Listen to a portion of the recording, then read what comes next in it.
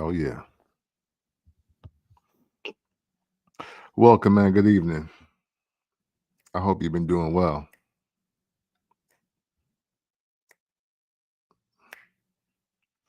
It's trying to celebrate music. Great music, that is. It's Camp from the Porch show right now, where every sound has a story. Just rock out for a few more seconds, all right?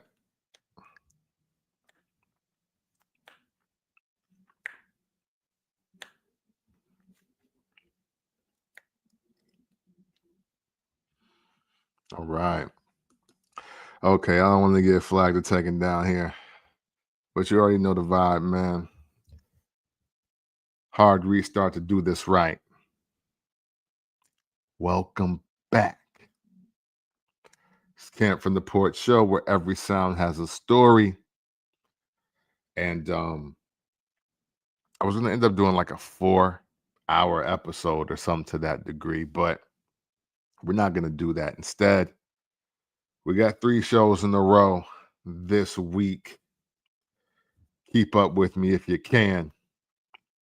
But today, man, I wasn't expecting to do this. And not only was I not expecting to do this show, I'm kicking myself for not sticking to my guns from this spring.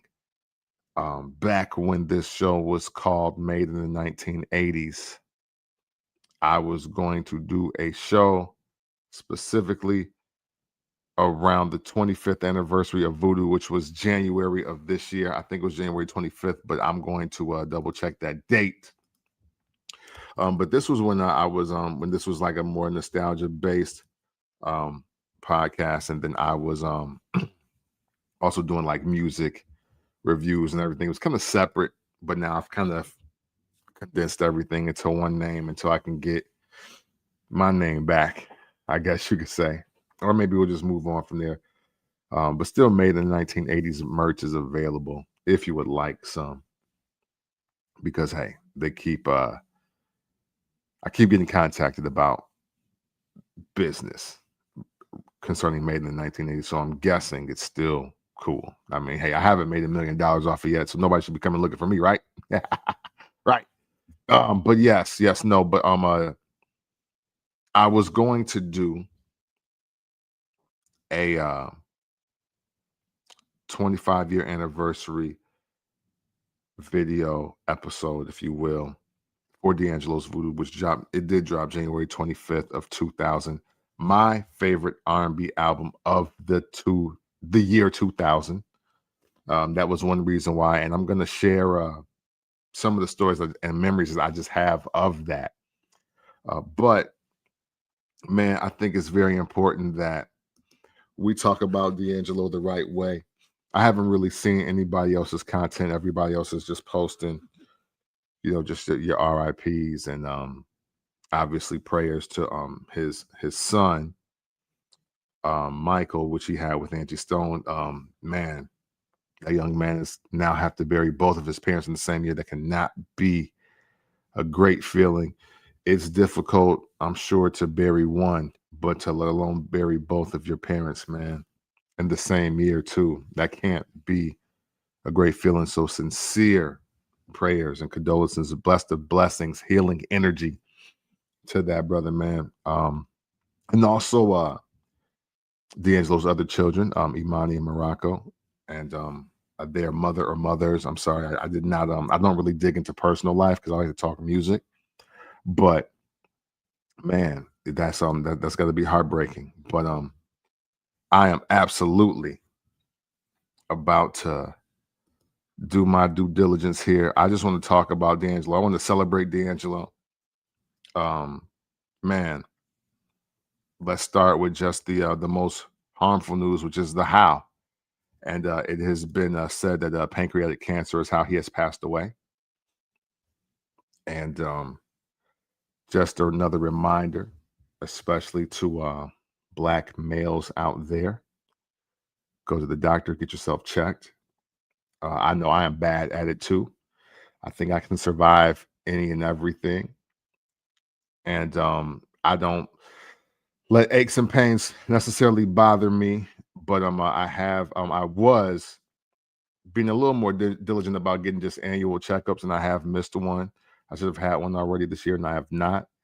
I would encourage all brothers, even brothers of a different color. You know what I'm saying? Just go to the doctor, get yourself seen, get yourself checked out mentally, physically, spiritually. You know what I'm saying? Emotionally, all of it. Life is hard, man.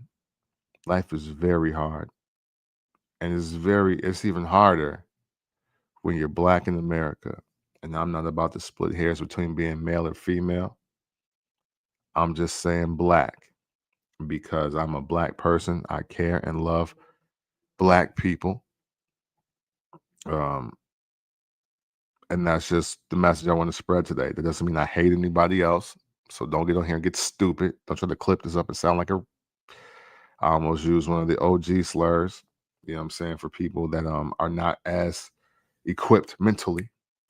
But man, don't be foolish. Love. That is the language of Jesus. That is the language of God. Love. So, and that's what is always on my end. But I care about black people the most because I'm black. And what is very, very evident, prominent, and unfortunate in our lives is that a lot of black men die before the age of 65, but even before 60, and even by 55. And man, it's tough. It's tough for one reason or another. And I am now at the age where black people are dying around my age, or I am not too far in age from the people that have already passed. That is a scary thing.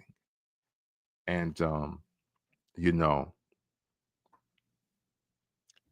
obviously you get into moments where you will question your mortality, right? Or your immortality. But then when you see people that are superstars, when you see people that are just just great humans, great talents, and once you see them go, and we all come from that perspective of, man, well, and they got money, they got fame, they got access, they got resources, they have all these things, and yet they are still not able to escape death at an early age, or an earlier than expected age. And it's heavy.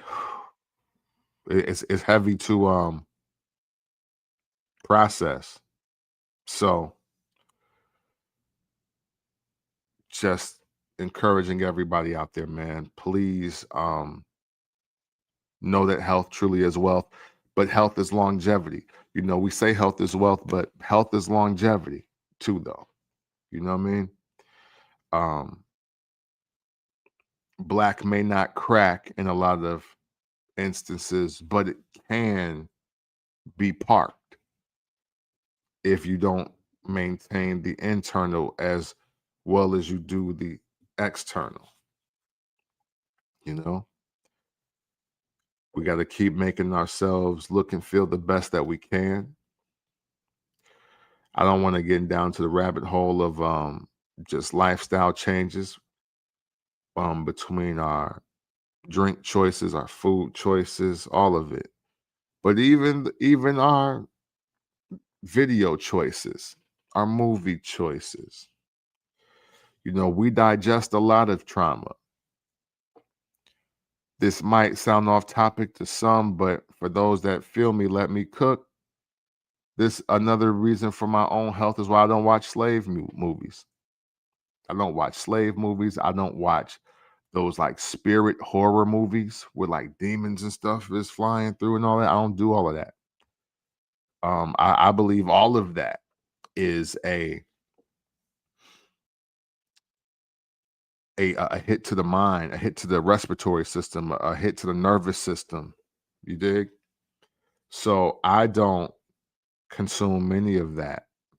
I got to a certain level. I stopped watching hood movies like your Boys in the Hood and your Minister Societies and South Centrals and all those. There's a point I just stopped watching those. I don't digest a lot of reality TV. Um, I am doing a better job of cleaning up my social media as well. Just yo, they're showing people being murdered. People are being murdered on the internet now, and I don't want to see that. You know what I'm saying? You gotta make sure that you are keeping your mind as clean as your body is, just as clean as your visions, all of it. You dig? You got to make sure. See, my cousin just popped on here. Thank you, Les. It's a portal for bad things to happen, like disease and other things. So you are correct, man. I appreciate that. I appreciate that because it's we always just want to say, oh man, well stop drinking Henny and stop eating wings, but it's way more than that. It's way deeper than that. As we do get older and we realize that as we got older, we're not as old as we think we are. So what gets us the next 20, 30, 40 years, 50 years, hopefully? You know what I'm saying? I've been saying since I was a teenager, I'm going to live to be 115 years old. And I really do believe that. But a lot of that is going to come with me not digesting a lot of the bad things that may be perceived as the norm because they're popular or because everybody's doing it or because what else are you going to do? Well, I can sit in silence. If it comes to that, I will sit in silence and drink water if it really calls for it. I see. As you can see from right there. But man, let's just move forward. D'Angelo, man, D'Angelo. So let me tell y'all about D'Angelo in my life and in my times, because I think this is super important. That I think as we lose artists or we celebrate artists, we gotta talk about how they've impacted our lives. And since this is the show where every sound has a story, I want to talk about the sounds of D'Angelo and exactly how they have impacted me positively in a couple humorous stories in the process of all of that. Okay. So obviously, Brown Sugar, big, big record, big album in my world. 1995. 1995, I was 14 years old. Okay. And I'll have I'll have you know that I was not one of those kids that really succumbed to peer pressure, right? I didn't try to drink or smoke at an early age or anything like that. I wasn't in a rush to do the grown stuff. I hated cigarettes. One of my aunties messed up my daggone reversible uh puffer jacket because she hugged me and put lipstick, brown lipstick on that like foundation on the white collar part of my jacket, and she smelled like smoke. I was hot. And man, I thought she ruined my life, let alone my week and my jacket when she did that. But I'm saying all that to say Brown Sugar comes out. And one of my weed smoking cousins who will remain nameless, but if you know where I am and where I'm from, you know who I was hanging around with in 95, you may have a clue. Man, once they found out that Brown Sugar was about weed, it was almost like a new portal of life had opened up in their mind. And I never not heard this song ever again. Like it was almost played daily, if not hourly. And you know how somebody can play a song for you so much that you kind of like start to hate it. Well, that's what was starting to happen to me. But I will say I was glad that I didn't totally get turned off by the overplaying of Brown Sugar, because I would have missed out on one of my favorite albums in my collection ever. Just one of my favorite albums. And I wish I got my CDs and everything in storage right now, but I wish I would have went down and got them in time to do this episode because I still have my CD version of D'Angelo's Brown Sugar and VooDoo as well. But from here, though, I want to talk about this album first, Brown Sugar, right? Because Brown Sugar, obviously a big hit, and then I want to say Lady was the second single on this project, and I like it. It's I'm still in that phase. For me, I'm still coming of age in music. Yes, the first album I ever bought was a Tribe Called Quest Midnight Marauders. And yes, I do like a certain type of sound, but I wasn't totally falling in love with R&B music, so to speak, because I'm a teenager. I'm trying to, what I'm saying, get my thing in action if you can read between the lines. And everything has to be so tough. It has to be so bad. It has to be so macho, you know what I mean? So you don't really give yourself a chance to really experience different music when you're trying to overcompensate the testosterone in your life, so to speak, right? So by the time we get to Lady, I'm like, okay, this is a cool little joint. I like this. It's something about the tones. It reminds me a lot of A Tribe Called Quest music, which is my favorite rap group of all time. And early, even in 1995, 14 years old, I'm putting together, I was like, man, the drums on this sounds like the drums on Janet Jackson's That's the Way Love Goes and Got Till It's Gone. But then it also sounds like the drums on Beats, Rhymes, and Life, like Once Again or The Hop or Get a Hold. It's just I'm really picking apart drum patterns, right? And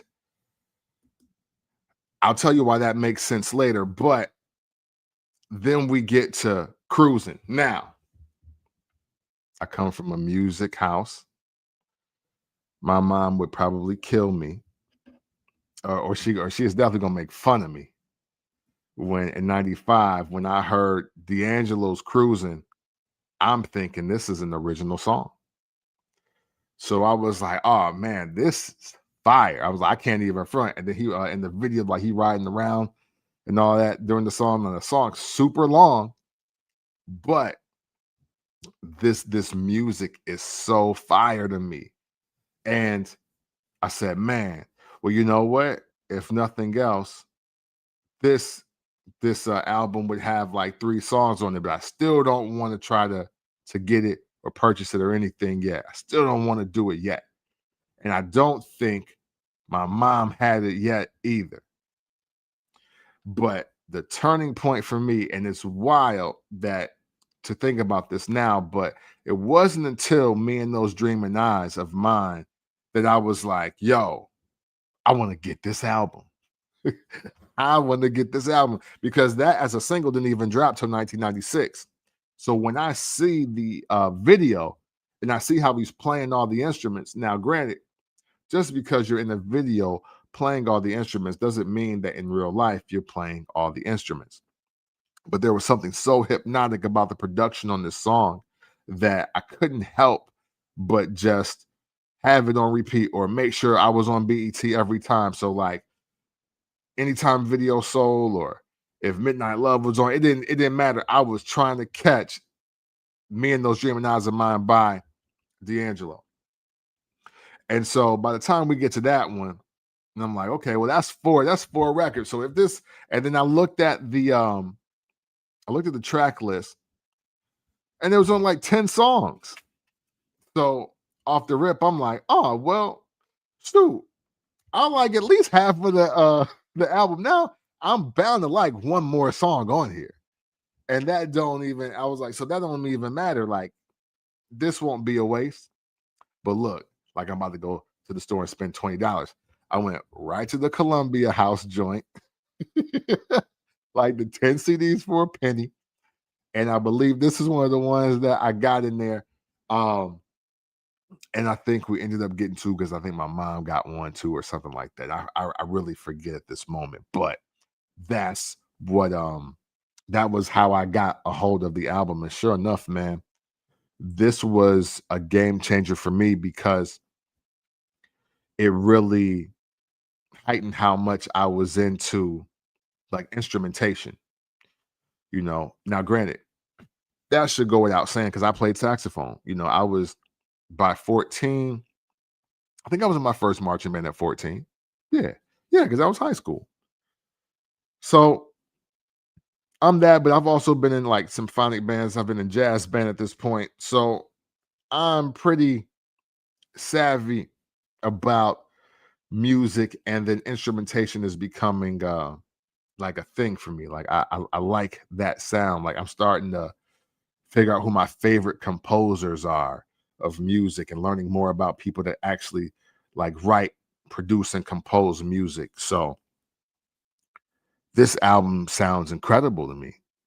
Even if I don't necessarily listen to all the words or I don't necessarily understand all the words, the the one thing that sticks out to me is just rhythm and jamming.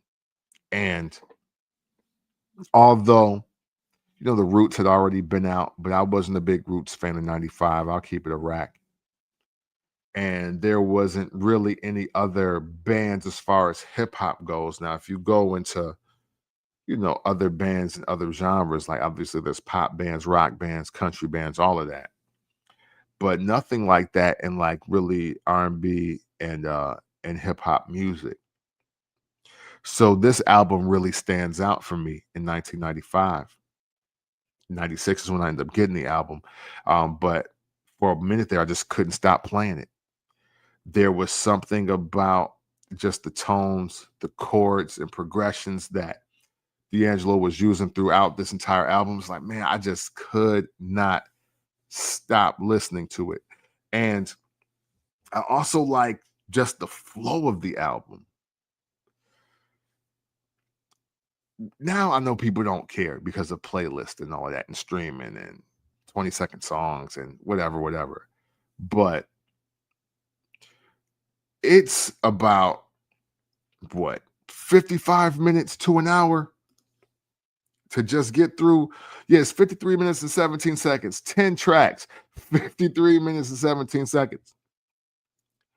But man, just the jam sessions that kind of take place in between it, or just even in the middle of every song, it makes it so special. It makes it a groove more than just like a song or a hit. See, and that's the thing that I do want to express. And I'm going to express it again when we get to the next album. But you're never in your lifetime going to be celebrating a an album like Brown Sugar or an album like Voodoo or the one with Vanguard with the Vanguard your average hit record. It's not just like a moment in time. You know, obviously hit records create moments, and you want to have a lot of records like soar to the top, but this is literally the definition of vibration. You know, high vibration, mellow vibration. Um, it's what lo-fi is to me, and lo-fi is just a select group. You know, much like Tribe Called Quest never sold 5, 10, 20 million records per album or whatever. But the people know, you know, they're held in such high regard for the people that know and the people that get it. And D'Angelo's music is just like that. Um, Very rarely. I mean, look, even the Queen records they cut in half because Bohemian Rhapsody is not necessarily, it was not a breakaway hit record in time. Go ahead and check the stats if you want. Usually you don't have songs that are 4.5, 5 minutes and up, 6 minutes. And they're hit records, but that don't mean that they're not great music, that it's not classic music, that it's not timeless music. And that's what Brown Sugar was full of. You know what I'm saying? There was not too many times where you just turn on one song on the Brown Sugar album, you cut it off. That ain't happening. You gotta at least let two or three rock because you're just gonna fall into a groove. And that's what I love most about D'Angelo's music is that it can just play. It can be white noise, it can be cookout music, it can be kickback music, it can be music when you chilling with your lady and whatever have you. You dig? And still um you can turn up a little bit to it. You know what I'm saying? Because the drums, the pace, everything in it, it really puts you in the mood to do virtually anything because it's just the cool. It's the embody of cool for me. You dig? Check out these comments real quick. What up, Cloak? What up? What up? What up? What up? What up? What up? What up? What up? Man. Keith, what up, man? Yes. Yes. This comment right here. This is what I think about more than ever. Because I am 44 years old, dog. That is scary when people are dying in their 50s because I'm officially less than 10 full years away from 50 itself. So that is scary. And man, take care of yourselves, everybody, man. Everybody, man. Yes. Soundtrack to life type stuff. Absolutely. And absolutely totally scared. Totally scared. So you know, I'm gonna give y'all my favorite tracks and all that because we're not gonna focus on one album. We're just gonna go from album to album. So I want to cut to VooDoo because listen, long story shorter on Brown Sugar, I wasn't truly mature enough to handle some of the content on there, but that album aged very well with me through time. Like once I hit 20 and then 25, man, this album sounds so much better. And now that I'm super grown, boy, does this album sound phenomenal in every single way. I was just in love with the beats and the tones that he used, his own like personal voice. I bought the Brown Sugar album not for the three singles that everybody thinks, but I literally bought it because after I heard "Me and Those Dreaming Eyes of Mine," I was like, "Hey, I have to get this now. I have to." And in my world, in 1995, 96, D'Angelo invented cruising. It was almost like Smokey Robinson had never done it. And I'll tell you this, that is still the best version of it ever. Respect the Big Smoke Rob and the gasms and all that. But, you know, D'Angelo smoked you on your joint, bro. And it's okay because it's not that Smokey's version is not great because it is. It's a really great record. And if you're going to redo a really great record, D'Angelo is the blueprint of doing it. In my mind, I do think that that might be the greatest cover or revision of a song ever. Out of all the songs that have been remade, I think Smokey to D'Angelo's Cruising or D'Angelo to Smokey's Cruising is number one. There's one more that I might throw out there, but it's also held by D'Angelo, and we're going to get to that in a second. Because let's talk VooDoo. So now, 2000, the year 2000 was special. One, if you were there, you knew because when the ball dropped on 2000 and the electricity didn't flicker or anything, Jesus did not come back. Neither did Lucifer with the mark of the beast. So we got to live until he comes back. Busta Rhymes was incorrect. You know, the ultimate blast did not end all things, you know, but we got good music. We got good music to kick off the year. We have it. And VooDoo starts off with a bang. It starts off with a bang. And that bang was called How Does It Feel? So, to preface this correctly, though, this album drops. This song drops New Year's Day, January 1st, 2000. And D'Angelo comes back to the world, butt ass in the dark with a light over his head,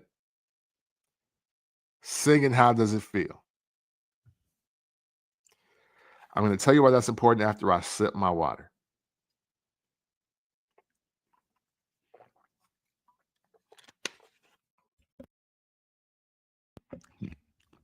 That's important because, man, never in life, and it sounds so foolish now, but never in life have so many men went out of their way to confirm their sexuality by if they have or have not saw this video and know what the song is. Now look, it's 2000. I like music. I can't do anything about what the man chooses to do for his video, but when the new D'Angelo video drops, I'm gonna check it out. That's just it. That's just the bottom line. And after I see the video, I'm like, oh, well, it didn't really start off too crazy, but then you start seeing mad pec and tricep and bicep, and then they back the camera all the way up to the V. He got his DX showing, and did I want to see it? No, I didn't want to see it. But what's very important to understand is that this song is fire. Like, I don't care what else is happening. The song is fire. And I remember specifically having conversations about, hey, yo, y'all see that new D'Angelo? Man, no, I see that gay-ish. And I'm just like, well, wait, how you know is that if you haven't seen it? And what makes it gay? Like, what makes it gay? The man showed the video. He dropped it off at Viacom, and they played it. His new single. And I didn't hear him saying anything about women. Or men. I'm sorry. I didn't hear him saying anything about men or pushing some sort of message or agenda that I was not used to. And it does speak to the time because, again, it's late 90s, early 2000s, and we all grow up with that stigma, especially Black men, of just like being a little too comfortable in your skin. But we come from parents and grandparents that don't want you acting funny. Don't be acting like you got sugar in your tank.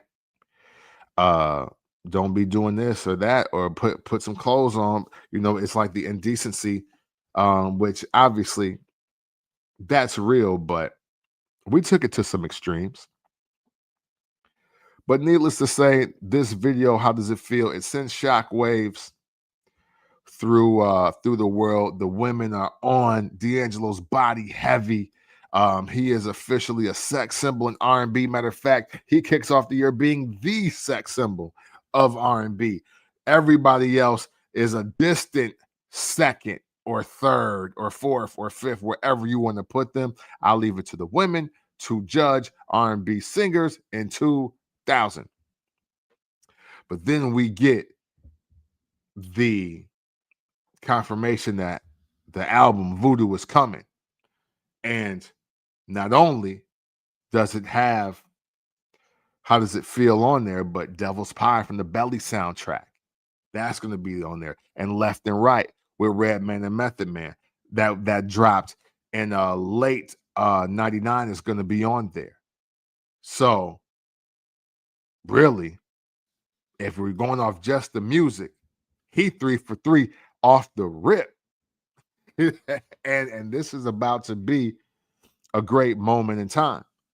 So then we get to January 25th, VooDoo. It drops. Hey, I'm not making the same mistake I did last time. I'm on this one early. I got this. I want to say, if not the day it dropped, the week after. If it wasn't on that, if it wasn't on that Tuesday, I definitely had it by that Friday or the next week because going to I was not gonna lay him out. I was not gonna be deprived of getting this music. You dig what I'm saying? Devil's Pie was fire, co-produced by DJ Premier, with the scratches and all of that. Great record. And man, I played this album. Well, first of all, I ain't even gonna cap to you. I had to listen to How Does It Feel because when I get the album, and I think the times are on there. I think he had the actual times to specify the length of the songs. And I want to say, man, I saw that VooDoo was on there, and then I looked down and I saw that joint said 7 minutes and 10 seconds. I'm like, wait, the video is not that long. It's not even close to being that long. And listen to it, and boy, is it an experience in itself. I went straight to that one. That was one of the first times that I just had to hear the whole song. I'm like, 7 minutes? Like, that's crazy. And boy, it's just a harmonious moment. At that time, I wasn't really making playlists to get busy to, right? But once I heard the lyrics and I really listened to it and seeing how the song was going, I was like, oh, this is to be on like repeat for about 4, maybe 5 times. And you do your thug thizzle to it. Say less. But I spent the first 2 or 3 days just listening to How Does It Feel. I ain't gonna lie to you. But I do listen to the album in full. I think I want to say maybe the second day. And on the third listen, because it takes a moment to really register everything that's happening, at least it does for me. When you have a lot of great music, and it's just back to back, just great music, the sounds, as sounds just take over, and you driving or you kicking it or whatever, you may miss some things. And I want to say, man, it was raining one day. It was raining. I had the green Cherokee then, forest green. And this album, I put it in, start playing it, and I was just like, wow. Like, what am I listening to? This this is phenomenal. This is incredible. This I don't think I'm gonna stop listening to this. And I don't think I had listened to a full album for a week that wasn't rap before this album dropped. Because even when no, wait, nope, I'm lying. Drew Hill. Drew Hill's first 2 albums. That was on there. So yeah, so never mind. But I tell you what, the next time I did it, it was for this. And the other songs that jumped out to me off the rip,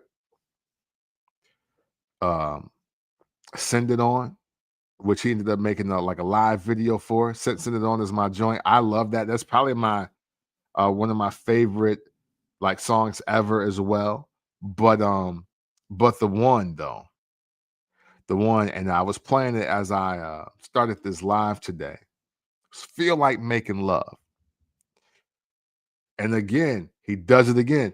D'Angelo and Jay Dilla, 2 of my favorite um, producers, composers, however you want to put it, but also one of my great team tandems in music, period. And I'm going to get into why that means something here in a second. So Originally, I thought "Feel Like Making Love" was Bob James, right? Bob James is the jazz composer for anybody that may be unaware. Um, Bob James has had a lot of songs that have been sampled throughout history of hip hop. If you don't know who he is, um, what is I think it's like Party at Mardi Gras, just Mardi Gras. That's a big one. Nautilus, big record that's been taken. He also wrote the theme to Taxi or composed the theme for Taxi, which is called Angela. But Bob James, as a matter of fact, Bob James and DJ Jazzy Jeff got work out like right now. But excuse me, I'm sorry. But I had originally thought that that was originally his song, but they actually did a remake of a Roberta Flack song, also called "Feel Like Making Love." It was a song out in 1974, soul joint, classic joint, obviously. Um, but yeah, I was just like, oh wow, he done it again. He's done it again. My favorite song, or one of my favorite songs, because me and those Dreaming Eyes is why I bought the album. But another one of my favorite songs on the D'Angelo album is a remake, and I couldn't even tell that this was somebody else's song before. And that is, I don't think people understand how great that is. Because there's a difference between like biting and paying homage, right? There's a difference between stealing a song and making the song completely your own. Um, a lot of people are saying, "Oh, y'all just don't like the music today because they taking all y'all old hits and making better hits or better songs." But see, you're wrong because these songs are not better. They don't chart better. They don't stream better. They're just literally not better songs. And that's the real problem. We don't care if you take a song from another era or another time or our time or decade or whatever. We care that it be the mid pack. We care that it be a 2 out of 10. And it's really because of the nostalgia of the beat is the two. That's what people really care about. They don't care about you taking the songs. We care about them being basura, trash, garbage, weak, sucks, bro. That's what we care about. And D'Angelo never had that problem because D'Angelo made fire, and if he saw fire, he created blowtorches. Like that's how great he is. That's how great D'Angelo is when it comes to remakes. I would have loved to hear him remake some other songs. I don't even want to put songs out there. I just would have wanted to know what he would have wanted to do because you can obviously do it. You know what I'm saying? We just need to know what you're going to do so we can buy it and be happily ever after here in this life. But by the year 2000, VooDoo kicking off the year, um, Cisco goes on this rant. I think, it is around this time, and Voodoo was already out because Cisco said he was the greatest R&B dude like in the world. Can't nobody out sing him, and don't nobody make bigger or better records than him.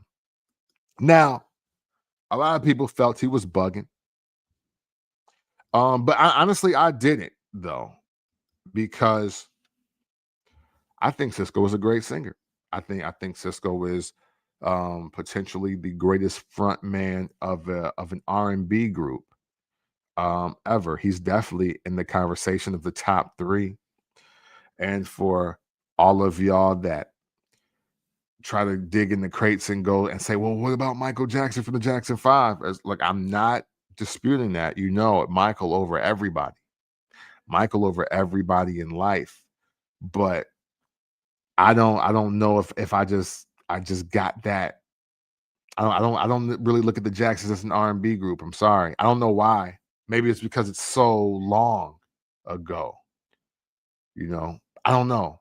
But I think Cisco is a greater singer than a lot of people, group or not. And I mean, hey, look, Unleash the Dragon was a great album. Return of the Dragon, not so much.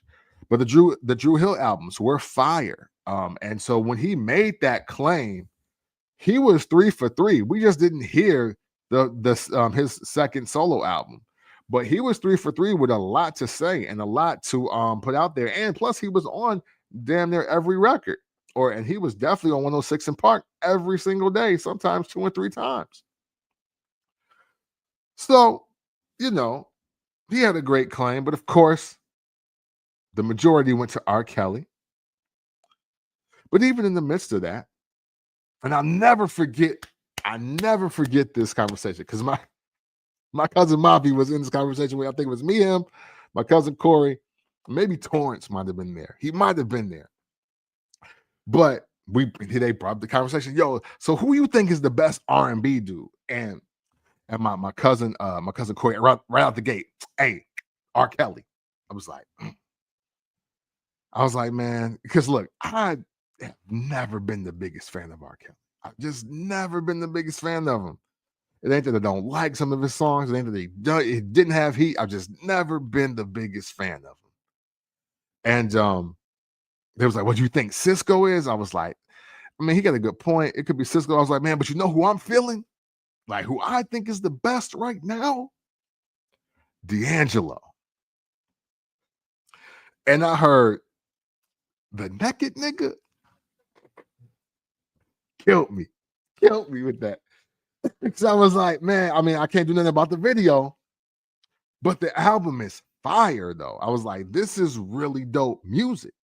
I think D'Angelo is the best. Granted, he ain't put out nearly as much work.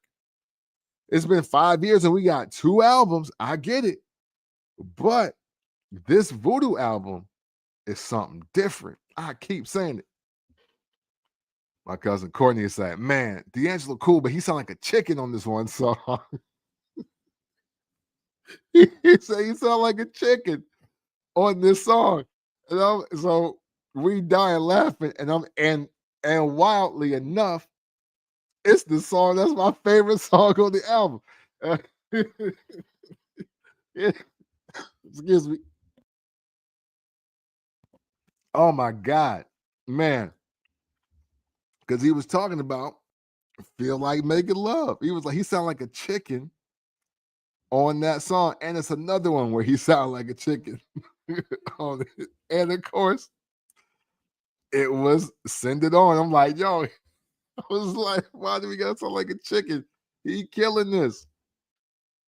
But I'm so glad on a day like today, as unfortunate as this day is, as we got to now remember D'Angelo, that I have that moment in time where I was like, no, in 2000, when VooDoo was out, it's been out for months. People arguing about who is the best or the greatest in R&B or who the hottest in the game or the best in the game right now. And I say D'Angelo.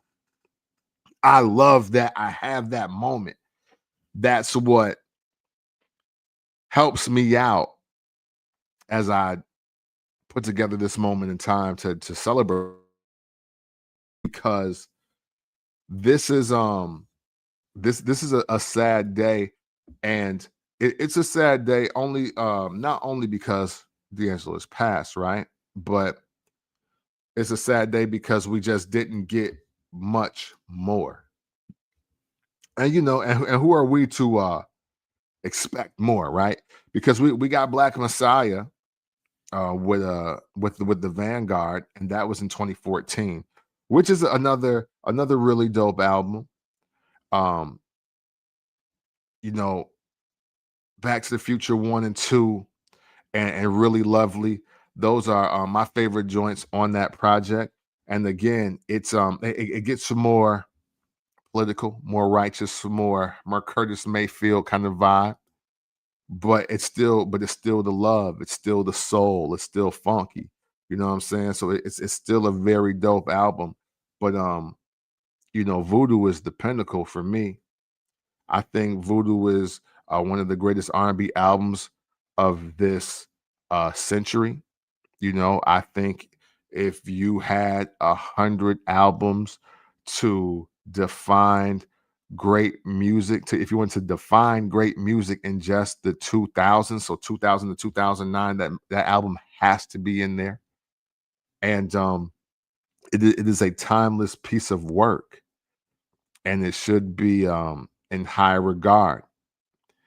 And it's selfish to want to have another one of those, or just think that those can be made again, because when you listen to it, man, it can't be. D'Angelo, hopefully he was never trying to chase that, because boy, that would have been um a losing battle. That's just not a task that you can have or want to take on or should take on, anything of the sense, because you only you have to be in a certain mind, you have to be living life a certain way, in my opinion, to produce music like that. You know, even though I've only talked about 2 albums and 2 of 3 albums, I do want to say something, especially to the younger people out there, aspiring creatives, or people that create music in this day and age. And it's that D'Angelo is proof that you can create great art, and that if you do create great art, and that when you create great art, you don't necessarily need volume. You don't really need quantity to be remembered. If you have a really great project, or 2 or 3, you'll be remembered. And that's exactly what he did. You know what I'm saying? His albums um are just incredible bodies of work, and his peers, like the people around him. You saw Raphael Sadiq, who he's worked with, a DJ Premier, a Jill Scott, a Lauryn Hill, a Q-Tip, all these people speaking, life, and speaking positivity, and everything about his work. Uh, and he's proof that you're relevant. You're relevant, because these people, how they revere you. They're the testament of how relevant he is, and how he will remain an architect in R&B, soul, and in funk music. And that's what's very important. Pac had 6 albums, but only 3 were upper echelon great. You know what I'm saying? Like Biggie only had 2 albums, technically 3, because the double disc, right? But those 3 pieces of work will keep him relevant forever. These are timeless contributions. If you're going to create art, create it at the highest level. Create it so it has to be remembered, and it can't be easily casted away, or people look for the next thing. One of the next thing, and the next thing, and the next thing, that's music industry stuff. We're talking about art. Once a classic today is a classic tomorrow. Heat, real heat today is still heat tomorrow. And that's what he really brought to us. I was saying architect, right? Architect for hip hop, soul, funk music, all of that. I don't know if many of you know this, but Q-Tip from A Tribe Called Quest was forming a production team called the UMA. If you know the UMA, they were listed as the executive producers of the Beats, Rhymes, and Life album, which dropped in 1996. I say the year to be very important, because that production team, the UMA, was Q-Tip, Ali Shaheed Muhammad, Jay Dilla, and Raphael Sadiq, and D'Angelo. That's so important, because those 5 men are literally the seeds planted that go on to create. And I also can't leave Questlove out. So those 5 usher in a sound that Janet Jackson uses for an album. And then the Slum Village album comes out. Fantastic, volume 2. And then obviously D'Angelo has his album that's out. Then there's a Lucy Pearl that exists. And then you have later on, you get Erica Badu, you get a Jill Scott sound influence, and you get Music Soul Child. Then you got The Roots. So now Questlove is in this mix, and Questlove is not part of the UMA. And even though that only lasts for one project, it's all these people that exist. And then you got Most Def and his music, and then Fuck Dude, because DJ High Tech and his sound is now in the same pot. And now we're here for the Soulquarians. So now Bilal's in the mix. And then Angie Stone is back. And India.Arie exists. And all these different just sounds. If I didn't say Jill Scott is now here. And of course, you got people like Maxwell, but he's not really in that clique. But same ideology. Even Eric Benet, to a certain degree, carries a lot of that sound, that barefoot and earthy hole sound. You dig what I'm saying? But it's so much of this, it becomes overwhelming that they call it neo soul. They don't even want to call it R&B, and because it's so much of everything, it's so hip hop, but it's so R&B, and it's so funk though, and it's so soul at the same time. Hey, yeah, you know it. You already know the vibes. You know the vibes. And I can't forget Common, Like Water for Chocolate. That is the album, even though I want to say, you could say One Day It'll All Make Sense. That album is also in this mix as well. But this is the whole movement, and a lot of what D'Angelo did as a musician, that makes this sound what it is. You know what I'm saying? Because, not saying that Q-Tip doesn't play instruments, or does or doesn't. I don't know. To be honest with you, he's one of the greatest producers ever, though. But there's obviously a time that exists where D'Angelo has to be playing instruments, and Jay Dilla is just using him as a soundboard, and then he's using those sounds to create new music. You can't tell me different. Raphael Sadiq and D'Angelo, their bass work, drum work, guitar, like a lot of what they're doing, listen to the sounds. Listen to the sounds. They literally are a walking drum kit set, or a beat pack. You know what I'm saying? And man, it changed music. It changed music, and how we digest it, and what we call it. So, big loss. I just wanted to take a pause for the cause on that, and as I do that, though, I can't get out of here without giving y'all my top 5, at least my 5 favorite. We're not doing top 5, we're doing 5 favorites. I'm gonna do my 5 favorite songs from D'Angelo, and I'm gonna do my 5 favorite produced songs by D'Angelo. Off top, we'll start with honorable mention. You know the vibes, Cloak. You know the vibes. Honorable mention will go to You Will Know by Black Men United. For anyone that was unaware, yes, D'Angelo wrote and produced You Will Know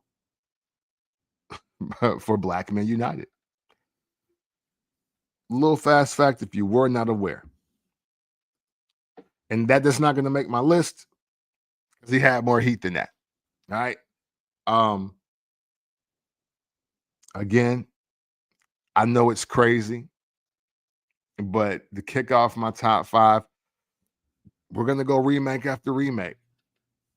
Cruising, one of my favorites. That I played it on my morning walk, and it made me run for some reason.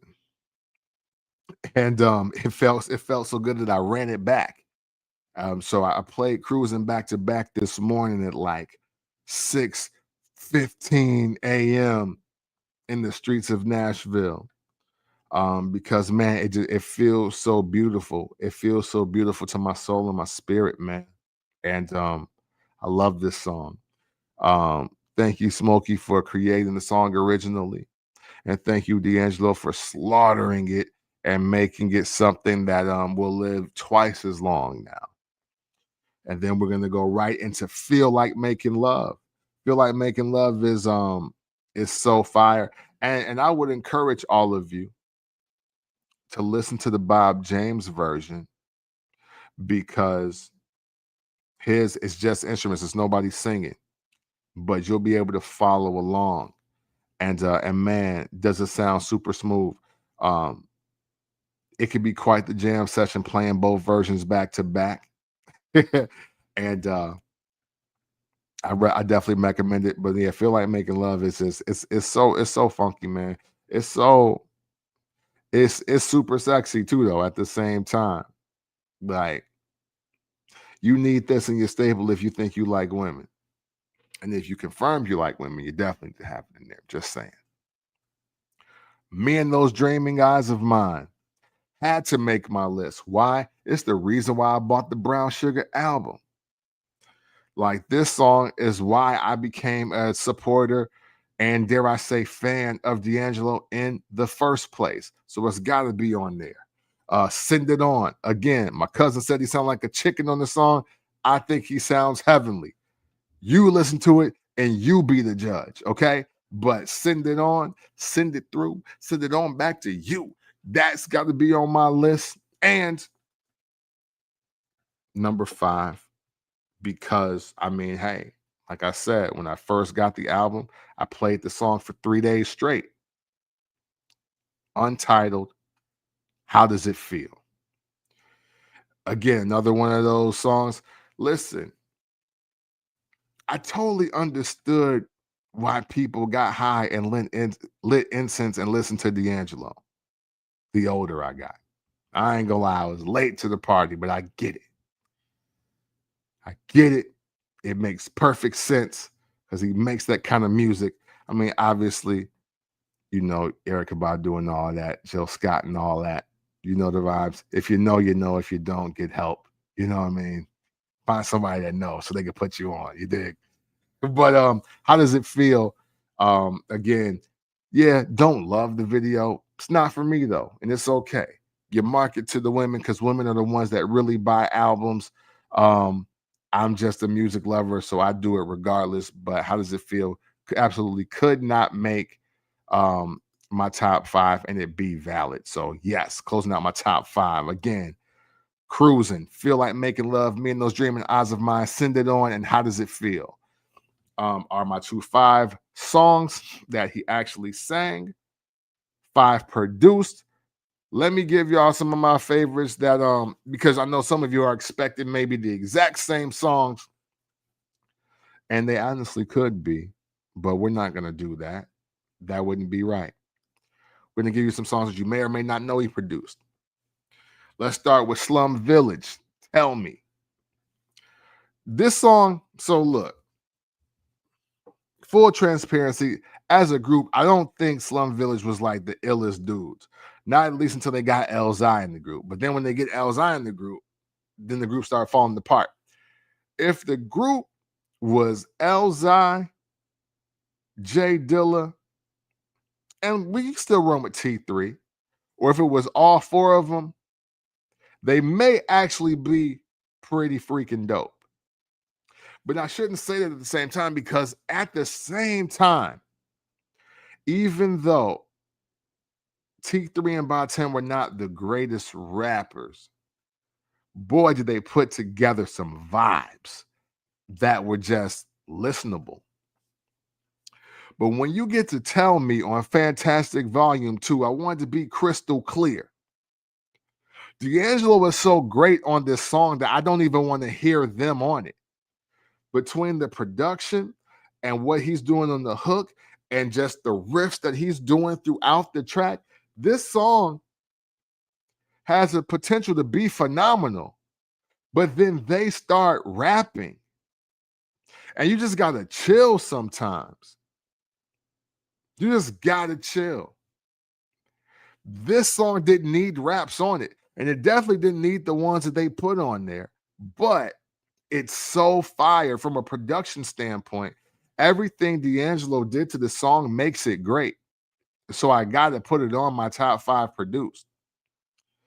And then I'll go Chicken Grease. Don't love the song itself, like the lyrics, but the production is undeniable. Left and Right, which is actually one of my also favorite songs, but I just love the compliment of Redman and Method Man on something more smoothed out, and yet they sound really great on it. And everything that D'Angelo is doing around this song is incredible. Because I absolutely do love the production, and yeah, I could have put a different song, but man, Send It On came on today, and I was like, no, I love the transitions in this. This is great, and this is original work. I think Send It On might be one of his best just individually produced songs outside of Me and Those Dreaming Eyes of mine. And that honestly, you could go with either one of those for that one at that 4 spot. But then 5, let's go Common's Time Traveling. Again, Soulquarian movement in full effect. Common's Like Water for Chocolate album, my favorite Common album still to this day, kicks off with Time Traveling. And I just love everything about it. D'Angelo and Questlove, man, they smoked this. They truly smoked this. And again, I love how even uh, D'Angelo can make the hardest rap sound so beautiful. And I don't mean hard like kill everybody, sell dope, and die. You know what I mean? I'm not talking about that, but like you can really get your bars off. But he got the beat sounding so smooth that doom doom doom doom doom doom doom doom doom time traveling doom doom doom doom. Yeah, and then but but hey, Common tried to get his bars off though on the intro, and it's great. It sounds great. It sounds beautiful, man. And listen to it. You know what? That's the bottom line. We over an hour. Slum Village, Tell Me, Send It On, or Me and Those Dreaming Eyes, of course. Chicken Grease, Left and Right, featuring Redman and Method Man. Commons, Time, Traveling on the Like Water for Chocolate album. Listen to all of it. Listen to D'Angelo. Hey, look, it's okay if you really wasn't a fan like that then. It's okay if that you just listening because he died now. I am not trying to interrupt anybody's appreciation of great music. You know, we gotta get off that elitist. I've been here first, or I got here first, or I've been put on, or I've been knew what this was. We gotta get off of that. That's garbage. If you want people to know, appreciate, and love great music, let them get to it when they can get to it. Unfortunately, you had to get to it in a man's death. But listen, if you've never listened to Brown Sugar, listen to it. If you never listened to VooDoo, please listen to it. If you haven't listened to Black Messiah with D'Angelo and the Vanguard, listen to it. Again, for the production. Um, hey, listen to the whole album though, Like Water for Chocolate by Common. Listen to Fantastic Volume 2 by Slum Village. Listen to Mr. Education of Lauryn Hill because he's on there. What else? What other albums? It's some other albums. Oh, hey, listen to You Should Be Here. Him and Raphael Sadiq. Just listen to great music. These are great sounds, and these sounds help you create stories. You know what I'm saying? It's it's a sad day, man. 51. 51. I'm heartbroken by that, man. I ain't even gonna front for a few reasons. But needless to say, man, D'Angelo, Contributions will live forever.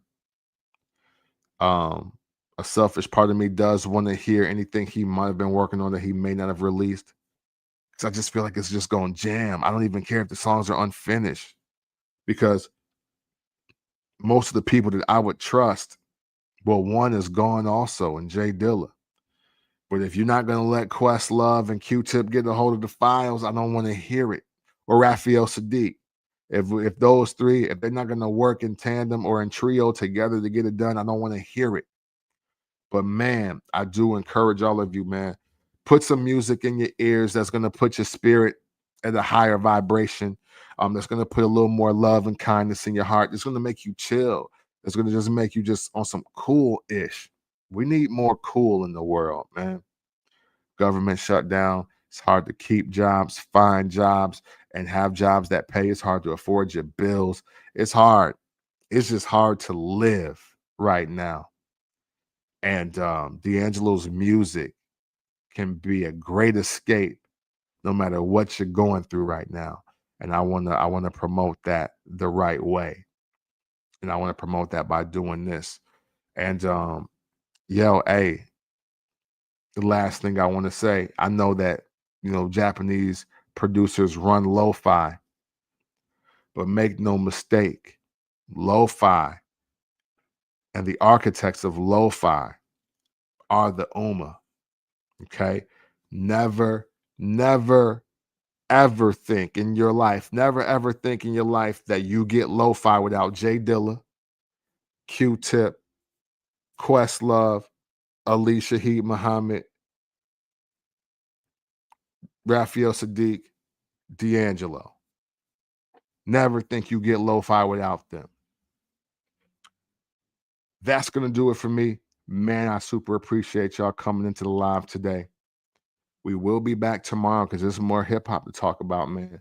My second favorite rap group of all time dropped, and that's what I was originally going to be talking about tonight. But man, you got to make room and you got to show love to a legendary artist and musician like D'Angelo. So that's what I came here to do. I will catch you tomorrow evening. Thank you so much for tuning in to the Camp from the Port show, where every sound has a story. And just know that always and consensually, it's love.